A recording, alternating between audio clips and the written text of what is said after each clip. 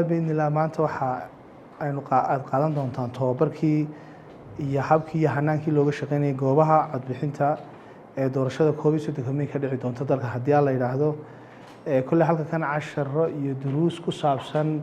macluumaadkaas ayay ku siin doonaan macallimiintu idinna waxaan ilaahay ka rajaynaynaa inay noqotaan dad weereeyo oo ka soo baxa kartida iyo aqoonta loo diraayo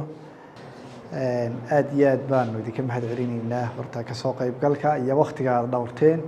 ee aad ku timaadeen waqtigii laydin qabtay laydin waqtigaas uu bilaabmaya tababarku sidaynu ogsoonnahay tababarku maanta ayaynu halkan ku iba furaynaa maanta iyo berri ayaa waxaa la yiraahdaa baajkiina koowaad aad geli doontaan tababarka ama aad qaadan doontaan labada cishe ku xigana laba team kala geli doona labada ku sii xigana team kala geli doona saddexda baaj ayay guud ahaan noqon doonaan insha Allah dadka aynu tababarayno gudoomiyayaasha goobaha iyo xoghayayaasha goobaha guud ahaan mas'uuliyadda iyo hawsheeda saaran way weyn tahay masiirka wadanka dhan oo degmo kasta iyo gobol kasta taabanaysa ayaa idin saaran oo idin fuulaysa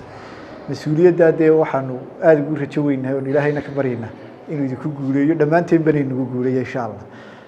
إن مركب وحنو ذكرت دردار من هنا قالتان 10 ردا سوين أكسن ويا ليسان 10 ردا لا يكون دقيقة مسؤولية بدن يحل كسنة بدن يعدالة بدن ولا يذكبها هي واحد نقول دونتان مركب تكتان جوابها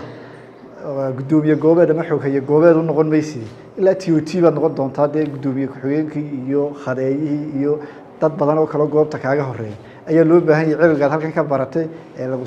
sii tababaray iyo wixii kale aqoona inaad iyagana u sii gudbiso marka kind of TOT baad macaaw shaqeyn doontaa hadhow toole marka taana iyadana waxa weeyaan mas'uuliyadeedii iyo gudbinteedii iyo waxay la idinka baahay marka hore waxaad aad u mahadsantihiin sida wanaagsan ee aad hawshan maanta bilaabatay aad uga soo qayb gasheen waxa filayaa casharadii wax badan baa durbaa aadun la qabsateen oo barateen sida aad arkaysaan maanta halkan baad ka arkaysaan dhammaan gobolada oo dhan jaamacadaha ku yaala tababarku saas kale uga bilaabay arday ilaa 3 ku dhow ayuu ka bilaabay tababarku 6 jaamacadood ay kamid tahay jaamacadda Hargeysa marka waxaad maanta la qabtaan dhammaan ardayda Soomaaliland ayaad la qabtaan hawshan waa hawl qaran waa hawl aynu u baahanahay inaan waajibaadkeeda si wanaagsan uga soo baxno marka waxaan doonaynaa buugan waxaan doonaynaa horta inaad si wanaagsan u cabtid si wanaagsan u fahamtid fahankaa horeeya horta wixii inaad fahamtid kadibna aad maskaxdaada ku hadho wixii waxaa laga yaabaa markaad miiska fadhida inaad fahanto laakiin aad ilowdo markaad ka baxid meesha waxaan maanta baranaysa waxa la rabaa inaad ku shaqaysid maalintaa doorashada dad gudoomiye goobeed tahay iyo haddaad xogeeye tahayba maadaama markaa tahay wixii aad ku shaqaynaysay buugani iyo weliba wixii la xidhiidha ee foomam kale ah waxaa lagaga baahan yahay inaad si wanaagsan aad u xafidid marka jaamacadda la joogo ardayda qaar way dadaalaan aad bay u akhriyaan ardayda qaarna way sare dhigtaanoo kuwa kale hadday doonaan ku tiirsan yihin laakiin maanta taasi ma jirayso qof walba mas'uuliyad gaar ah saarmaysa kalaaskii la isku tiirsanaaye imtixaanka la wada fadhiisanayay wax la wada akhrisanayay su'aalaha la isweydiinaya ma jirayaan waxaa lagaa doonayaa in mas'uuliyadda adiga gaarka kuu saaran aad sideeda uga soo baxdid hadhow heblaaya intaad soo garaacday odhan maysid sideen u shaqeeya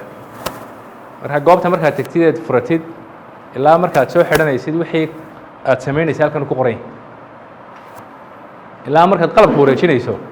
ee mas'uuliyadda aad wareejinayso wixii aad qabanaysay oo dhan halkan ku qoran marka waxa lagaga baahan yahay inaad buuggaas si wanaagsan aad u fahantid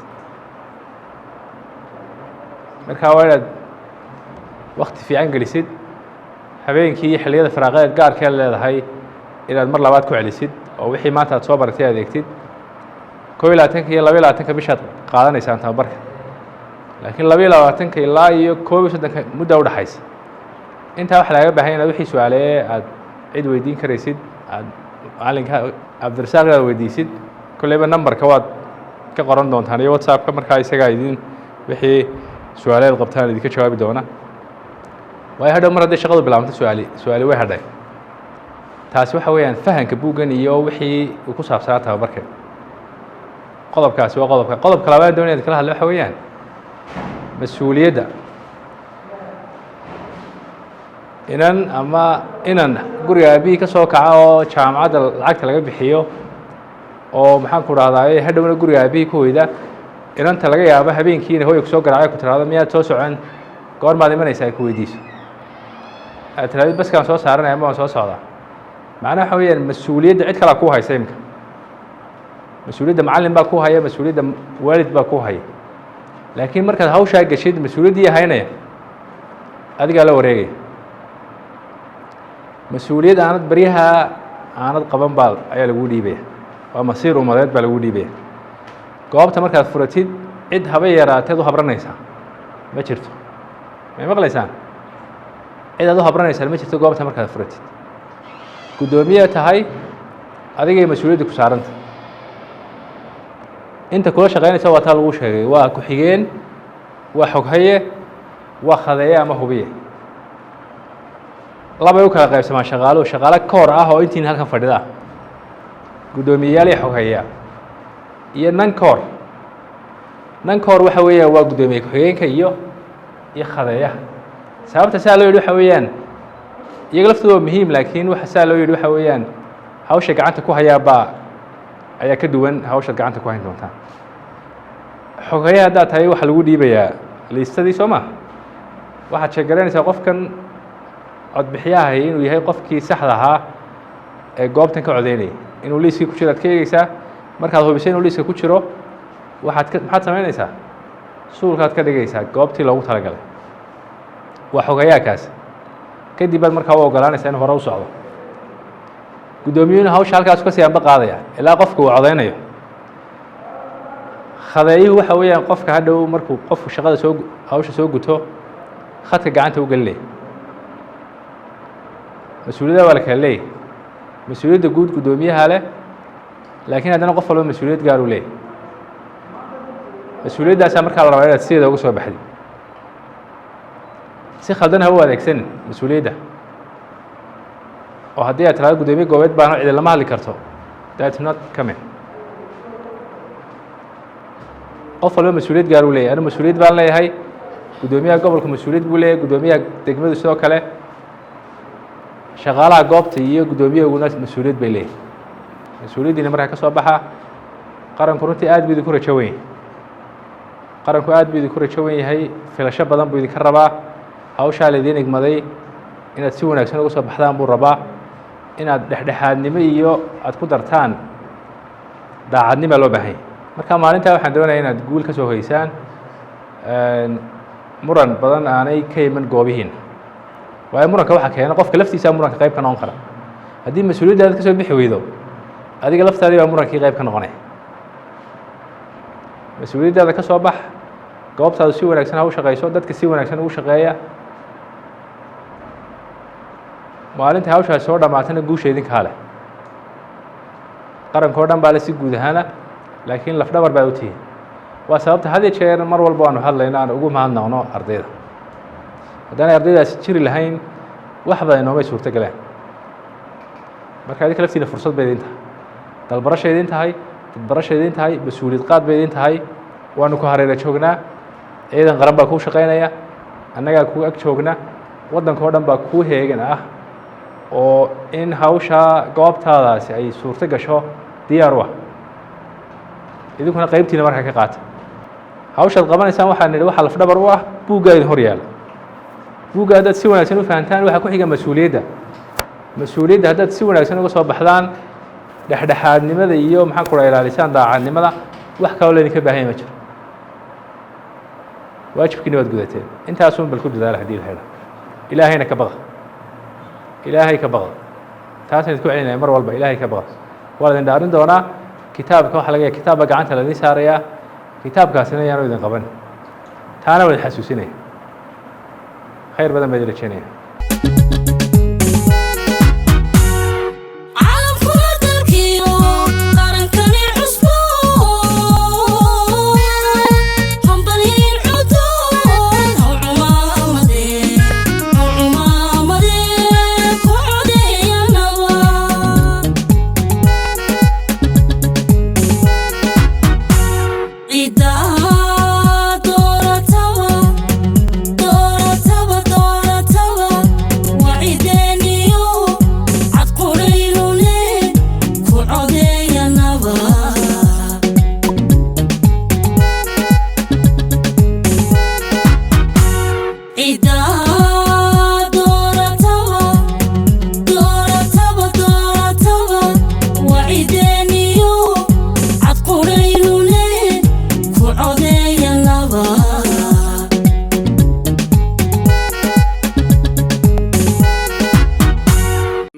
bishu tahay 22 bishii shanaad 2022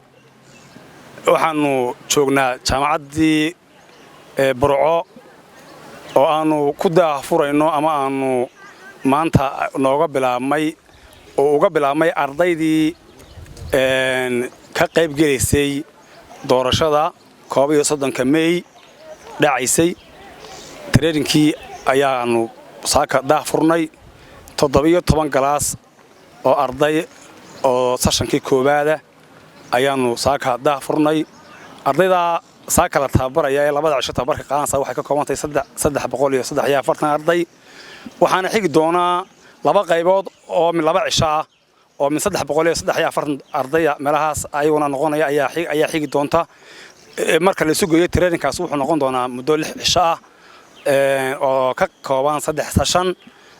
ilaahay subxaanahu wa tacaala waxaan ka rajaynaynaa inuu inoo fududeeyo dhammaanteen hawlaha doorashada qaranka aanu hayno waxaan kaloo dadweynaha dhammaan gobolka Togdheer iyo Soomaaliland baan halkan marinaynaa inay maalinta 31 May ay u diyaar garoobaan doorashadii codka iyo qofka ahayd oo ka dhici doonta dhammaan goobihii gobolka Togdheer iyo dhammaan goobihii Soomaaliland qof kastaba halkuu kaar ka qaatay inuu iska xaadiriyo maalinta 31 May waxaan kaloo halkan aanu u marinaynaa inay si fiican oo gobonimo leh inay shaqaalaha u iman doona inay u soo dhaweeyaan ula shaqeeyaan nidaamka doorashada iyo waajibaadka asaasiga ee qofku uu leeyahay ay ilaaliyaan waxa kaloo halkan aanu runtii aanu u marinaynaa gobolka Togdheer aanu halkan u marinaynaa in goobihii ay goobtii ay dhowr goobood noqotay meelaha qaar oo halkii goob maadaama ay maalin kaliya oo doorasho ay tahay aanu badinay goobihii oo qofkii aanu alphabetical order ama magacyadu sida ay isu raacaan aanu isu raacinay marka qofku markuu goobta yimaado waxa halka ugu diyaara qof tilmaami doona goobta oo asagu uu ka codeynayo ee uu kaarkiisu yaalo ama uu ka codeyn doono musharaxiinta waxaan leeyahay hal ilaaliyo nidaamka iyo anshaxa hal ilaaliyo qof kastaana ku dadaalo inuu taageerayaashiisa oo si nidaamsan oo sharciga waafaqsan oo soo banaan bixiyo qof kastaba waa inuu amniga qaybta uu ku leeyahay uu ka qaato haddaynan amniga wada ilaashan oo aynaan heegan buuxa gelin waxa weeye waxa hawsheeni ama doorashadeeni waxba iska bedelaya insha Allah waxaan rajaynaynaa in Ilaahay inoogu soo dhameeyo si guula Ilaahay ka dhigo marka waxaan rajaynayaa inay dadweynaha reer Burco diyaar garoobaan doorashada qof kasta halkii uu iska diiwaan geliyo kaarkiisu waxa inuu tago inuu hadduu alla ka dhigo goobtii uu iska diiwaan geliyo way jabaysaa marka hadduu alla ka dhigo goobtii iska waayo inuu A iyo B iyo C ba kala jabaysaa halka tago waxaan rajaynaynaa inuu Ilaahay nabadgeliyo inoogu soo dhameeyo 31 May ee aynu sugaynay iyo doorashadiisa saarayd ee aynu mustaqbalkeena oo dhan ku xidhnaa waxbay nagama xigaan hal loo diyaar garoobo hal la codeeyo qofkan kaarka haysta hadduu kaarkiisa gurigiisa la joogo waxba tari maayo dadku ha u soo baxaan ha codeeyaan amnigana ha la ilaaliyo qof waliba ha foojignaado qof kasta halka uu joogo uu security ku yahay aynu ilaashanno nabadda iyo maxaan ku raahay amnigeena عمود جربان وصعود